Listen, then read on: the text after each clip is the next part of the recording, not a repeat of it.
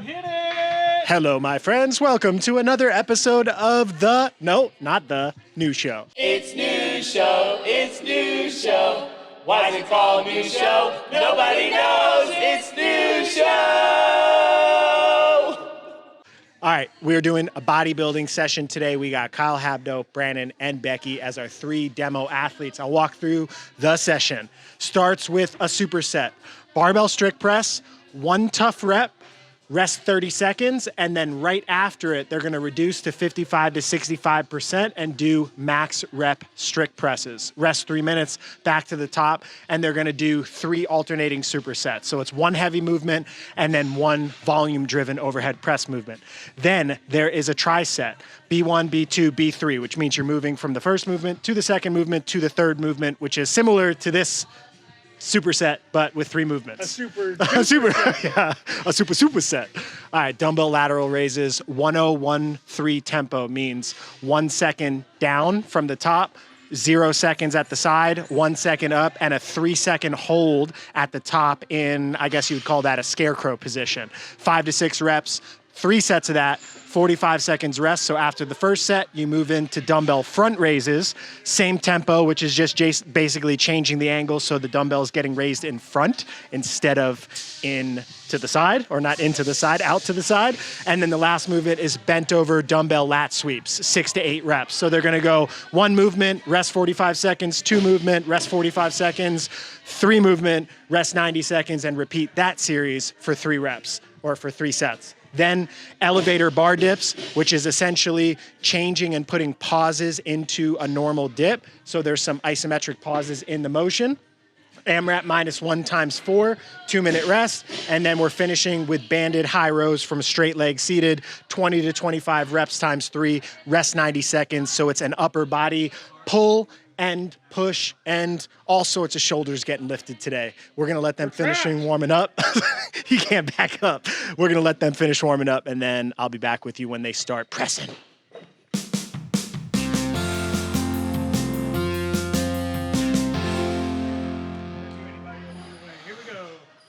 All right, we're gonna walk through the gym. Mia is, what are you doing? Are you doing the qualifier workout? I'm not sure yet. Okay. We're trying to figure Mia is maybe doing the Wadapalooza team qualifier for the 88th time, but why not? Yep. Why not? Yeah. And Brandy said she wanted to rest for the next week, but she's testing something for Mia. Why, Brandy? To help my teammates. Fair enough. Teammates do. All right. We're there on the bar. I think they've gotten, I don't know if they're fully warmed up, but they're pretty close. We are going to find out. I want to know what percentages of their 1RM the heavy press is going to be. And I'll ask them. Brannen, what's your first weight? I think I'm going to start with 155 and then do 65%, which you can do the math on that. Hold on, 165 is your heavy? 155. And what's your current 1RM strict press? Probably like 195, somewhere in there. Do a better mic job. Wait, So what? you'll be at 80% of your 1RM for the heavy single. No? Are you asking me to go up or telling me? It might be a little light. It will be heavy in the later sets, though, after the AMRAP. 145, right? What's your weight? Starting weight? Yeah. 135. 135. What's your max? 155. You got to talk into the mic, Max. Me? Yeah, you keep going. Oh, okay. I got to talk into the mic, folks. All right, so Kyle's at 87% of his 1RM, so it's making Brannen look relatively soft in this session, in this bodybuilding session. What weight's yours? I mean, I think it's 100, and I was going to use 90, so. Okay. I can do that math. All right, so we have 79%, 85%, 90%. This will be interesting when you do bodybuilding. Are you guys almost ready to go? Yeah. Okay. Yeah. I'm just going to keep talking. You guys lift. Chris is going to stand in the corner. Don't mind us. Something to note, so when doing bodybuilding or really writing strength training for athletes, it's actually very common for females to have a much higher working percentage when they're doing strength work than males. Males will generally have a much harder time working at big percentages of their 1RM, especially as they get more powerful. So this would be kind of an interesting observational session because Brannen is pretty powerful overhead, especially from a strength to body weight ratio. Kyle's a little bit less strong strength to body weight ratio. Becky is probably equivalent in terms of like if you were comparing females relative. So it'll be interesting to see how many reps they do at their 55 to 65% and what the total, so that's 2. I'm going to just stop talking and start watching and counting. 4, 5, 6, 7, 8, 9, 10, 11, 12, 13, 14, 15, 16, 17, 18, 19, 20. So I didn't count Becky, but Brandon just did 20 at his 55 to 65%. Just, there's a ton of way to create bodybuilding stress to improve your overall ability to tolerate tension and external load. And if you look at most traditional bodybuilders would do lighter weights, higher reps. Oh, you got 19? Becky got 19, Brandon got 20. So it'll be interesting to see what type of an impact that'll have on the heavy one that's following it and how quickly they recover. And then we'll get a number from Kyle when he's done, but I'll kind of keep talking through that concept that when you're training bodybuilding, doing high reps like this, Brandon's reps were pretty quick through the eccentric. Sometimes you would want higher time under tension that was driven by less reps, but he's just controlling a tempo where he's actually going slower through the range of motion. But at the end of the day, it's the same amount of time under tension on the muscle belly. It's just less of it is stressed on the eccentric, which is the lowering portion. Sometimes when you're training bodybuilding, but you still want some sort of functional fitness application, you can just do both in the session. So in this session, we have the set that is AMRAP at 55 to 65. There's no tempo, so it's just kind of pressing endurance. You're still lowering it, but that looks like it's just like a 1010 natural tempo that Kyle's holding right here as you're watching it.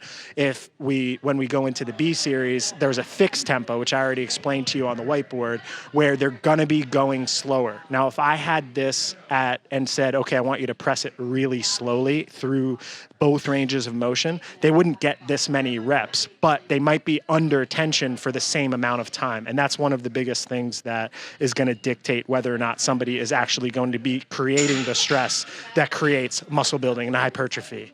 How many reps was that? He said 15. I know already because I got yelled at for not talking into the mic. He said 15. All right, so we got 20 with Brandon, 19 with Becky, 15 with Kyle. I think they were all about at the similar percentage of their 1RM. Brandon is exceptionally good at overhead endurance and overhead pressing. Handstand push-ups was a big skill for him in CrossFit. Just his thoracic spine mobility, his overhead pressing mobility is pretty solid. So I wouldn't have expected his to be higher than Becky relative, but I shouldn't underestimate how much of a beast he is. All right, that's all I got to say for right now. I'm just going to sit here in silence and watch them lift until I get something else to say. Maybe Chris will play elevator music for me. Do, do, do, do, do, do, do. What time's your set? 40? Oh, okay. T minus 10 seconds to Brandon pressing. Is this going up in weight? Okay. 165? Okay. All right, so Brandon went up in weight here. If I did this type of session, I probably would have just started at a heavier weight. Oh, yeah, you could see. So there's already some residual pressing fatigue when you do these types of workouts. If you're writing this as a strength training workout for CrossFit, you'd have to probably set the percentage relative to 1RM. And if it were for CrossFit, let's say they were doing strict press here and handstand push-ups on the wall, and that's kind of like a sport-specific way to train it, the recovery coming back to max reps vertical pressing is very, very hard after you burn your triceps out. All right, Becky's about to do her next set. Focus.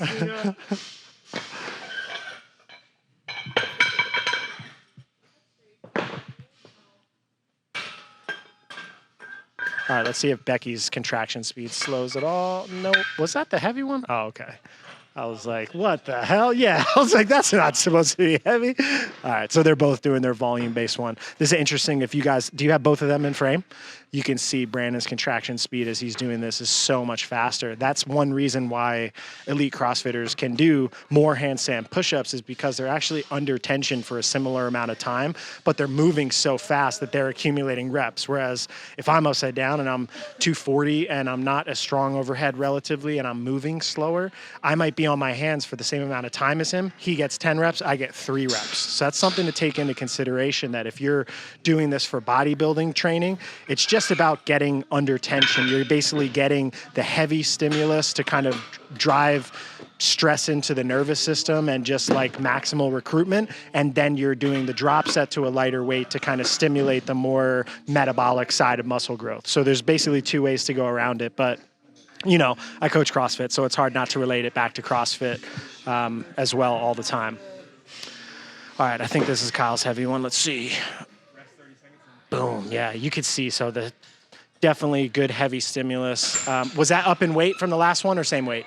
Up in weight? Okay. Up in weight from the last one, but you can still see that the speed is going to start to slow because just fatigue is mounting from one session to the next. Do you want to talk to this mic? Yeah, give me the mic. Give me the camera. No. Just put it up to my mouth. Okay. These are the shit. You can tell these are CrossFitters because these are the shittiest training partners of all time. It's like there's 2 of you. Why isn't one of you helping the other one put on the weights? Just come on.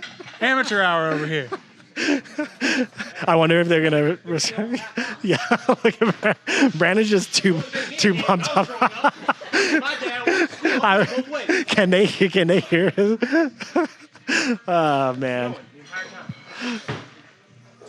You lived in Florida, man. It could have been snowing on your walk to work.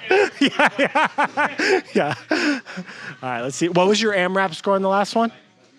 18? Oh, you did? Okay. So Brannen went up in percentage. He got 20 in his first and 18 on the second. We'll finish watching Kyle here so he doesn't get too distracted, and then I'll ask Becky what her numbers are so we can get some sort of an idea.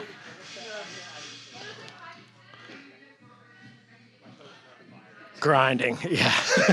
Brannen, you guys can't hear this, but Brannen just said my shoulders are on fire. What was your last rep count?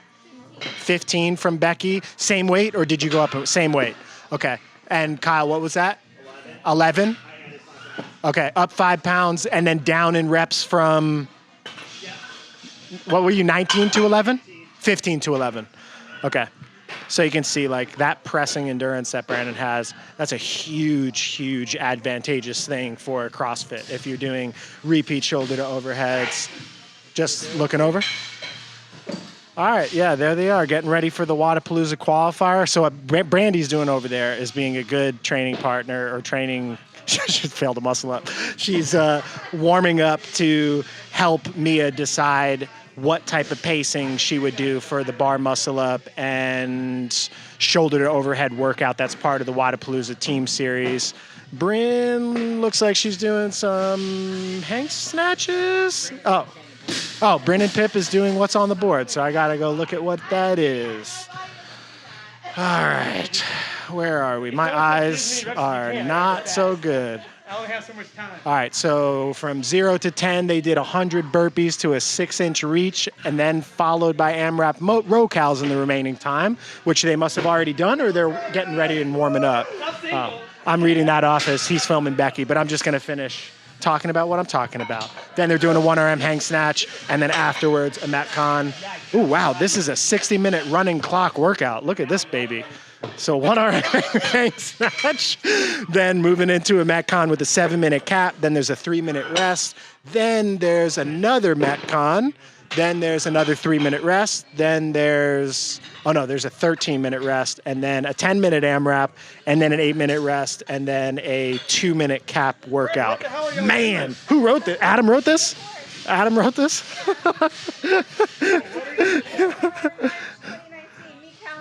Hold on, what is it? I've done this before with Cal and Brandy. Oh, okay, so retest. Yeah. Okay. In This March looked familiar. 2019. March of 2019? Yeah. Okay. Did you put your scores up there? I have our scores. Okay. Yeah. I want to know them. I might watch you torture yourself. All right, so final set of presses from Brannen and Becky. So they should be done with the vertical pressing. Kyle has one more, I guess. Now, Chris guilted Brannen in, and now Brannen's actually helping and being a good training partner. Becky's still left off to the side by herself, but she's a strong, independent woman doing those presses down in Georgia. Adam, what are you doing? Do you want to be the head of New Show? No? Do you want to talk about them or the bodybuilding session that you wrote? Or no? Or do you just want to be here and be pretty for the camera? Okay. And they say TTT, people are introverts. What do they know? All right, Kyle's last set here. Strict press, heavy. Oh, yeah. That's a tie P. Get the hell out of here. That was a tie PR? How's that even possible? Okay. Good. Yeah. I see. That's the type of thing that just doesn't make sense to me. That CrossFitters. Yeah. Chris said that he never tried before, but I was thinking more so that happens to CrossFitters. They're in these sessions where, and not that I don't identify as a CrossFitter, but I'm not necessarily the stereotypical one. If I were doing that much pressing volume, my strength would be so reduced. And I think most people that succeed in hypertrophy and strength sports, that'd be the case. Oh, now we're moving over to the max presses. But CrossFitters like this, sometimes these types of sessions, even though they're written as like bodybuilding and fatigue and getting to full muscle failure, this is the type of stuff that actually makes them bigger and stronger, which is why it's in the bodybuilding path of TTT Fitness. And we actually use some of this, so some of the accessory work from the TTT Compete Elite path is actually pulled directly from the bodybuilding path, because one of the things that happens if you do a lot of just straight CrossFit, it's so much fast. Oh, here's Adam doing some curtsy lunges. Look at those hips. Those hips don't lie. It's like Shakira over here. Big, bald, gray bearded Shakira. Damn it, I lost my train of thought. I was talking about. Yeah, whatever. I lost it, you guys. We're moving on because it's completely gone. I lost my train of thought. Oh, we use these sessions for the TTT Compete Elite path because if you're doing so much fast CrossFit movements, kipping pull-ups, it's all dynamic and there's not a lot of control of strength in the end ranges. So sometimes doing this slow type of strength that's bodybuilding can be accessory work for elite athletes, which is why we kind of mix and match and use some of the components of this for the elite path. And then we understand that there's some people out there that just need to get stronger for the sport. So this type of training can actually serve two purposes: making CrossFitters stronger, bigger, more resilient in the joints, or making people that just generally want to be fit have a appropriate stimulus to put muscle on with just a whole program. What are they up to? All right, so they're getting their dumbbells out. They're going to be doing, I think I forgot what I read off there. I know they're doing lateral raises at tempo. Okay, hold on. Come on. Becky, yeah. Do this better. I'm sorry. So, Here, Becky. so you announce it and Brannen can demo it in the air. Okay, so it's dumbbell lateral raises, 1-0-1-3 tempo, 5 to 6 reps. Then you rest 45 seconds. Dumbbell front raises, 1-0-1-3 tempo, 5 to 6 reps. Rest 45 seconds. Bent over dumbbell lat sweeps. Those are just controlled, 6 to 8 reps. Minimal swinging. Rest 90 seconds for 3 sets. So a shoulder destroyer. So this is, if you think about it from a, strength training or bodybuilding is thought about from so many different lenses of perspective. So if you think about it from a bodybuilding perspective, which is what this training is written for in the bodybuilding path, you're thinking like front delt, rear delt, lateral delt, and isolating muscle bellies and kind of working on the mind-muscle connection to try to drive intensity into that specific muscle belly. If you're looking at it from like a PT or a movement or a rehab perspective, you might be talking about the planes of motion and how they're contracting and the fact that they're doing at tempo with isometrics and slower time under tension for eccentrics. And if you're looking at from a CrossFit perspective, this could be used as almost accessory work to stabilize the shoulder joint, to prepare you for handstand walking or toes to bar or muscle ups or snatches or kind of like high stress movements. So it's all training. All training is training, but this specifically, the way we're looking at it is a bodybuilding session, and this tempo can just be brutal. So weight selection here is going to be way different than if you were doing this for max weight and using a little bit of swinging. You can see that 3-second hold at the top and the 1-second control down. It gets super hard. It requires so much radiation of tension through your whole body. It's really difficult to breathe, and it just creates so much more burning in the specific muscle belly. But it's required when you do it, if you want to do it right, to do it a little bit lighter. So Becky's now on the front raise portion of it. So just to review that tempo, I'll go when she does the next rep and I'll start on the 3. So this is a 3-second hold, 2, 3, 1 second down, none at the bottom, 1 second up. That tempo relative to full seconds might be a little bit slow. Sometimes if I'm training athletes, I'll actually sit them in front of a clock and watch the clock in full seconds, or I'll count it out loud. One thing you'll notice is like your perception of time when you're uncomfortable is different. If you're watching a great movie, 2 hours can go by in like, what feels like 5 seconds. But when you're doing strength training, what feels like a normal 3-second lowering, because you're kind of stressed out and anxious and tense, can actually be 1.5 seconds. So sometimes cueing people on that can be important. I'll try to count the clock now on the next rep that they do. They were actually blocking the clock that you guys can probably see in this camera when they were doing their next rep. So I want to kind of get some sort of an idea. I don't know why Becky's still, she's going into her lat pullbacks.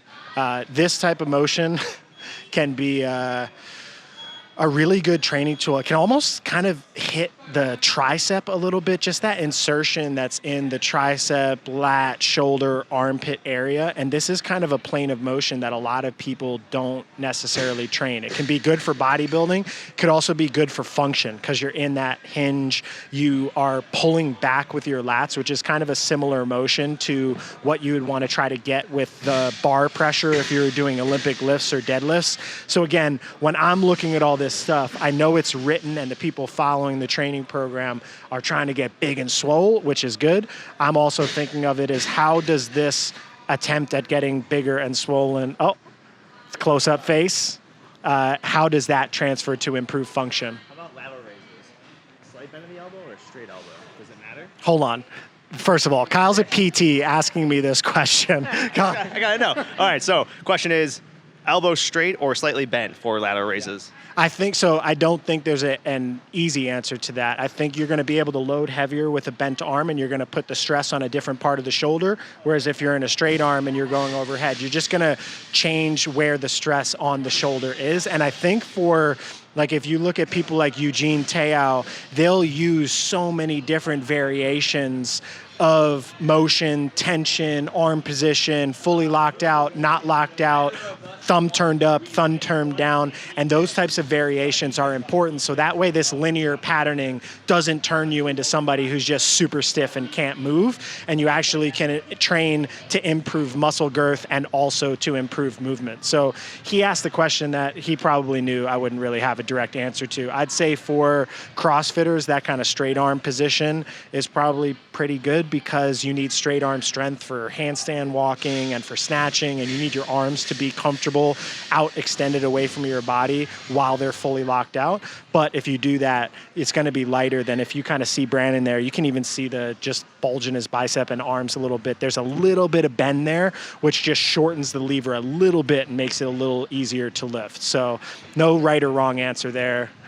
Just different strokes for different folks, as they say. I need to take a talking break because I need to take this sweatshirt off. I'm sweating in here, man.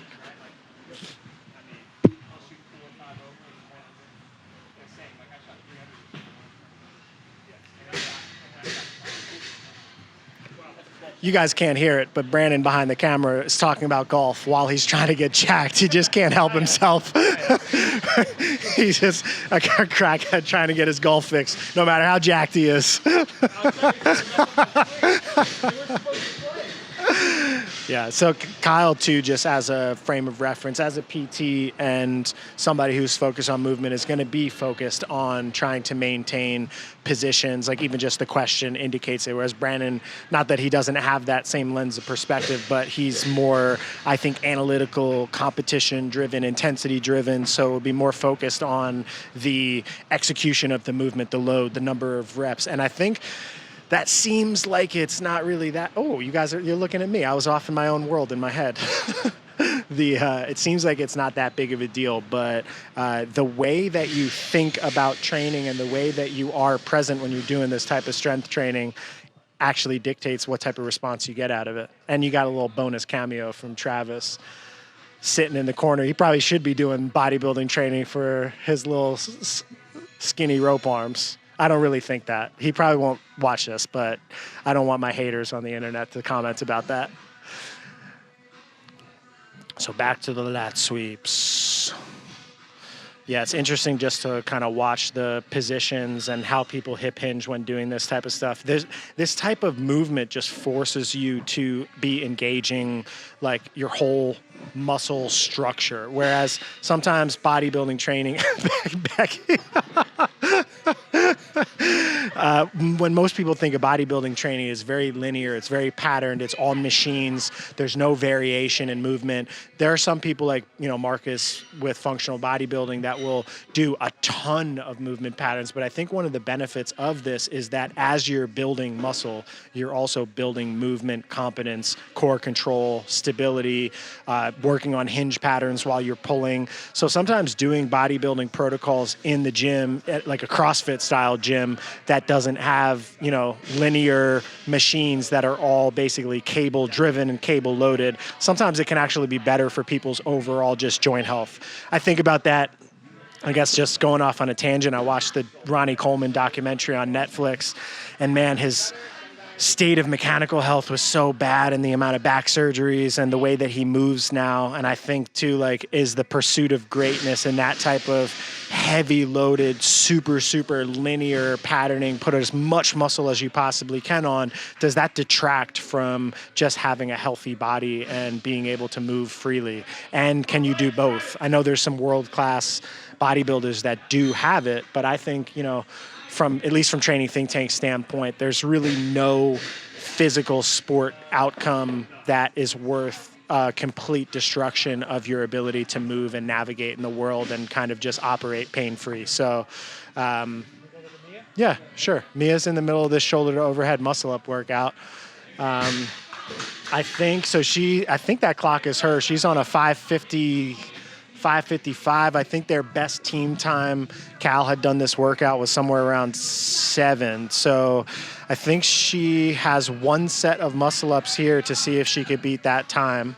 We'll see what it looks like. She's down to singles here, but they still look pretty strong. They're still moving good. This type of single strategy is kind of what you sometimes need to do when you're just at fatigue and failure and you're competing. Sometimes we have highlighted the Carrie Pierces and Sarah Sigmundsdottir and top athletes in the world that are really, really good at gymnastics, and you wouldn't be breaking into singles, but this is a games level team athlete, and this is just how she has to figure out how to get through the final reps here. It seems like she's not going to be able to beat the time that they had. She's got 5 reps here. I don't know the exact time that she's trying to beat, so we'll see. Now that she's on camera, she'll probably finish no matter what. But even if she's behind the time, I'm not sure. We'll see what happens. I'm so far away. I don't know what Chris was pointing. Chris was pointing at something that you guys can't see to get my attention. She's got 2 more, I think. I'm trying to overhear what Brandy's saying, but there's a class going on. People are working out. There's music. So it's hard to get a clear understanding. But I think that she might have fallen behind the time to beat. I'm not 100% positive, but she's probably just finishing it for sake of finishing it.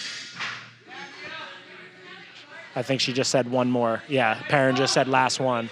So we'll see.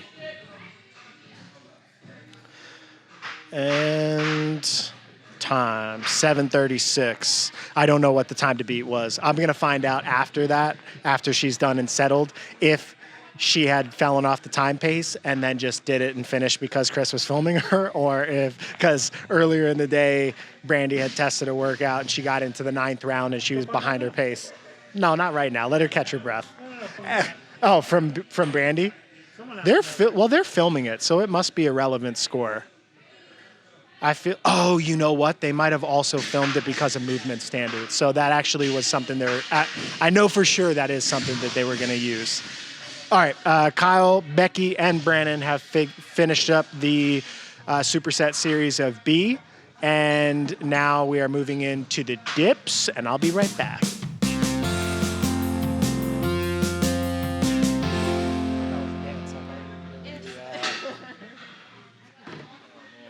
Your arms, oh, dude. It's AMRAP -1.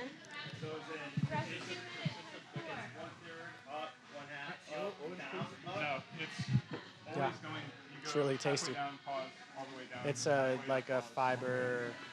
Tell the people at home. Oh, you recording me? Yeah, we're back apparently. This is a company that I found. I'm not sponsored by them, but if you want to sponsor me, I'd like it because it's some sort of fiber sparkling tonic with prebiotics. I drink it a lot. It's orange cream. Does it actually taste like orange creamsicle?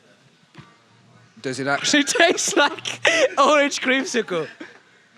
That's questionable. No, it's actually pretty good. It does. Where'd you get this? There's a little bit of, I was going to say there's a little bit of saliva in there left, but yeah, don't do that. Yeah. All right. So now we're finishing. Oh no, we're in the C series, elevator dips. So this is essentially a use of isometric pauses in the range. So one of the things that stimulates growth and hypertrophy is tension under load and the amount of time that you do that. So sometimes without accumulating a ton of reps and to increase your control of ranges of motions, these little pauses that he puts in can increase time under tension and force you to stabilize the joint. And this can be a good way to get to muscle failure without as many reps needing to be accumulated. And just as a way to create variance. So you can do these pauses. Oh, he's in the struggle right now. Yeah. Was that -1? Yeah, I don't know. Yeah. All right, and they're just going to go one after another. Same concept, though. Interesting to see, too, just body lines. Kyle was trying to hold a hollow body position, whereas Brannen just seems a little bit more relaxed and low tension through the midline when he's doing this.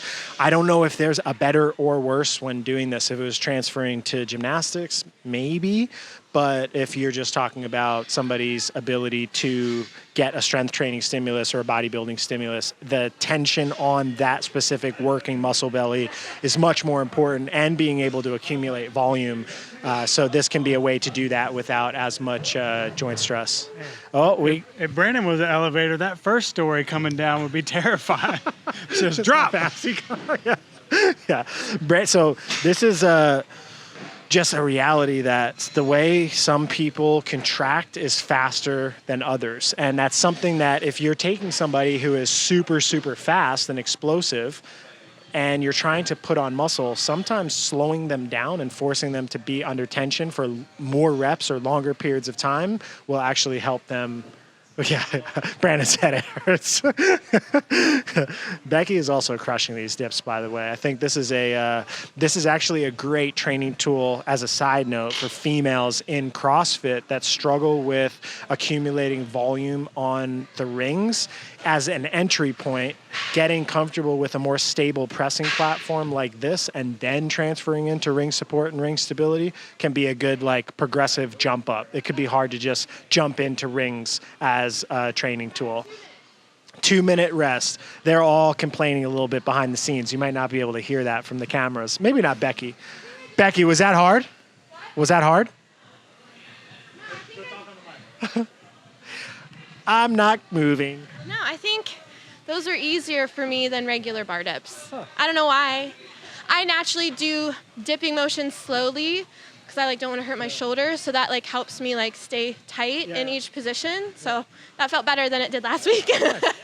Becky's the slow elevator. That is like the 1930s elevator you go into and crank. And Brannen's one of those ones that's in a skyscraper that drops 100 stories in 5 seconds.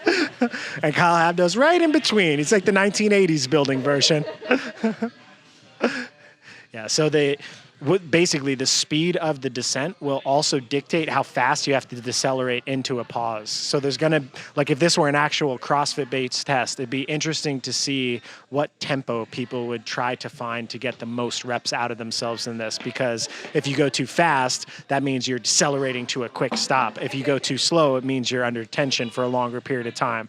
For bodybuilding, both of them will end up working because they go to 1 rep minus failure. They're under tension for a long period of time. But from a performance standpoint, if you're thinking about the carryover this to CrossFit or to general fitness, those are just little things that ruminate through my mind as I watch people exercise. And I love the fact that Brannen's wearing an octopus shirt. Becky has just a good TTT shirt on, but Brannen's got the octopus.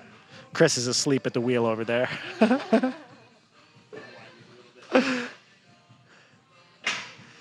How many sets is this? 4? And you're 2 in? You're all 2 in? Okay. So just, I'm going to sit down over here, but just as an honest perspective, if I did this session, I don't think I'd be able to move my arms for 3 or 4 days. Yeah, this is a lot of pump. But if your desire is to increase tension and increase muscle, sometimes I almost feel bad for CrossFitters that want that are doing a lot of CrossFit volume and not seeing the muscle gains that they would see in the elite athletes that they aspire to be like. And doing high time under tension bodybuilding work like this can actually make it more effective to put it on, which is very different, right? Like we're hanging out, talking between, resting. There's not hyperventilation and panic. You're still working hard. You're still like at failure, like it was a strict handstand push-up workout, but you're not creating all that respiratory stress, which potentially could get in the way of somebody trying to build muscle. Here's Brannen just hydrating his muscles, hydrating the swell. Yeah. Do you think your golf swing would be really? It would be very effective. You'd be.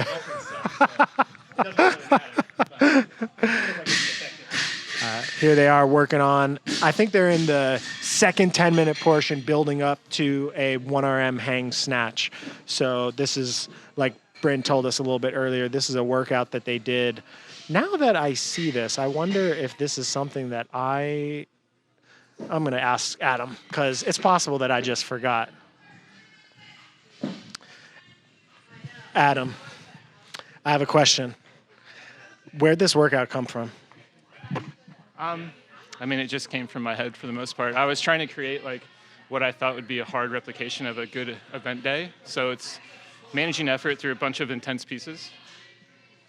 Hang on, I'm gonna watch Bryn do this lift. So obviously there's a lot in there and it looks pretty chaotic, and ideally, you know, in the sport, you have to be able to learn how to deal with chaos. What I want here is I want them to be able to manage their effort intensity over the course of what is basically a 60-minute long tester. So looking ahead, picking out the places where they can attack, picking out the places where they need to manage their effort a little bit more, and trying to optimize their score with a full 60-minute window, I think is the goal for this. But it's not something where like we would ever expect to see this on site. But I think just trying to manage expectations, manage your effort, manage your intensity across all of it is where I'm trying to go with it. And it's just kind of a fun mix-up in training from like a 10 to 15-minute tester. I can't talk back to you until I get the mic. Otherwise, you won't hear me. All right, so there's a look in Adam's brain of that crazy workout that you saw that they're doing. One more set. Did you just pull the Noah line? Did that line come from Noah? Last set, best set? I have no idea. Yeah. Yeah, that's what mine would be. Yeah. Best effort, I guess. Yeah, so that's something, if somebody's in the bodybuilding path or wants to try this workout, probably an expectation that you should have as you're doing this is that your rep ranges are going to start to fall. You're just managing fatigue. Oh, you're watching some of the Olympic lifts over there as I'm talking about bodybuilding over here. I'll just let Chris go over there and keep talking about it. I know Bryn did a weightlifting meet in this off season with Adam, so interesting to see her put some of that stuff into practice. This is I got so many things going on. They're talking about this being tough. Chris is coming back. All right, whatever. I'm just moving on from the CrossFit stuff back to the bodybuilding. Brandon's got his last set right here. Like what I was saying earlier is that your just overall reps are probably going to drop doing this. It's going to be really, really, really hard to maintain your rep counts with this type of a rest profile between. You're probably just going to have to accept that it's not full recovery between. And it is what it is. You still get the stimulus of bodybuilding. You could also, Brannen is pumped up. Where is this? So where do you think you're going to get sore from this? I can feel it in my chest, and then my triceps are like really swollen right now. I could feel this in my chest, and my triceps are really swollen right now. That was verbatim what he said to me. Hold on. You got to take the mic now. So for me, the shoulder press, a lot of it is like I can get it off my shoulder, and then that lockout started becoming, it was pretty fatiguing. And then the lat sweeps, I think you actually mentioned this, but I think I was squeezing my triceps really aggressively, and that felt like almost like a dumbbell kickback or something like that.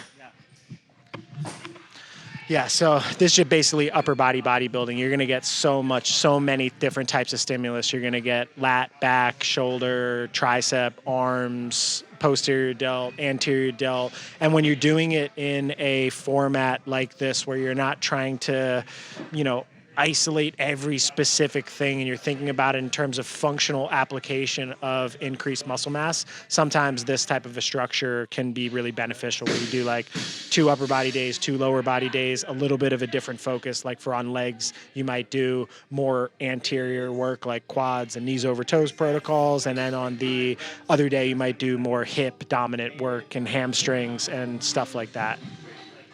All right, we're moving on to the final movement of the day, which I forgot. I was trying to remember, but I can't remember what it. Oh, yeah. Seated, pike position, band, lat pull down. So this is one of the movements. This is something, I know we have this. You guys could probably see it right here, this little pulley system. I think we got it from Rogue. Yeah, we got it from Rogue. But the way that it's set up, not super effective for straight arm pull downs or lat pull downs. So one of the things that you kind of have to do if you're trying to make sure that that gets stressed out is use band tension. And if you're using band tension, the actual load is not so high. It's getting higher as they pull down, but it's still not that high. So you have to create the stress by doing more reps. And if I were like coaching Brannen on trying to, build muscle, I'd probably tell him to slow those down. But if you're trying to think about it as this is just a bodybuilding and accessory session that is helping with CrossFit, not so much as important. But again, if the weight is not high enough that you're going to get close to failure, then the way that you're going to drive stimulating the muscle to grow would be through more time under tension, more reps, and more active control of trying to be as tense as possible when you're doing a. You want to jump on here? Yeah, so as a side note for me, when I'm doing these bodybuilding sessions, because I have been doing 1 or 2 a week, mostly with my lower body. The lower body stuff, because I'm trying to do some rehab work, I'm very thoughtful about my in range of motion and having more time under tension, especially for my left knee. For this, I blow up fast. Like I just build muscle super fast, like my arms get pumped. So if I do time under tension for my upper body, it's like a negative impact within a couple of weeks. Most people don't have that problem. So if I want to do golf, people are trying to gain muscle. To gain muscle, whereas I don't want to gain any muscle. I'd like to be lean and ripped. That's nice, but for me, I found like if I do a lot of time under tension work, I'm just like super swollen. And then golf swing, gymnastics movements, anything else I want to do athletic. So I've tried to kind of be a little bit faster with some of these and like make it more dynamic. Yeah, so that's a good kind of shows you that you can use these fitness. One of the educational things I built in the fitness onboarding course was teaching people how to mix and match sessions. And eventually you get to the point that you understand the human body and your human body well enough and you know what your goals are, and then you can fit the sessions to your specific needs. So you see him pulling real fast here. Oh, well, you saw Brannen pulling real fast and kind of holding at that end range. And Kyle and Becky are kind of moving in that more just controlled, continuous motion. You're basically probably looking at more of a bodybuilding strength stimulus from Kyle and Becky, who both want that. And Brannen is more using these sessions as a way to maintain fitness for CrossFit, for golf, for being able to do other things outside of here. So you can actually manipulate the speed of contraction and the type of work to fit your goals over time. Are you sick of talking yet? I don't know if I'm sick of talking, but I could be done. What's your favorite ice cream? The combination of half-baked and brownie batter from... Wait, so you mix something that's already... No. Well, yes, but they're already mixed from Ben & Jerry's. You get like half of the pint is the half-baked, and half of the... No. Half of the pint is... You're a psychopath. No, I am a psychopath, but not because of that. I must not be the only psychopath that likes that type of ice cream. Is this last set? All right, you guys are watching the finish line. It's a different kind of finish line than watching somebody finish a CrossFit workout where they're hyperventilating and look like they're about to puke, which you can see people in the middle of a CrossFit workout. Such a different training stress. All right, they're doing some double unders, handstand walks. Kicking up. Let's see how these go. She's got 25 feet walk, which would be that red line right in front of, if you can see it in that frame, that's where she'd be going. Then she's going back to the double unders. Look like she's splitting it up into 10 feet segments. So, still watching that? Yeah. I can see everybody. Oh, you can? All right. And then you see on the bodybuilding session, they're finishing up. I think it was 20, 25 reps for 3. Brannen's done. So he has finished and completed his pump for the day. Kyle's done. And now Becky soon to follow. Yes, and we have completed the session, my friends. These girls over here will, yeah, Brannen, can you give me just a double bicep flex to end the new show? I like it, yeah. Becky, we need one flex from each person to sign off, but hold on, watch your back.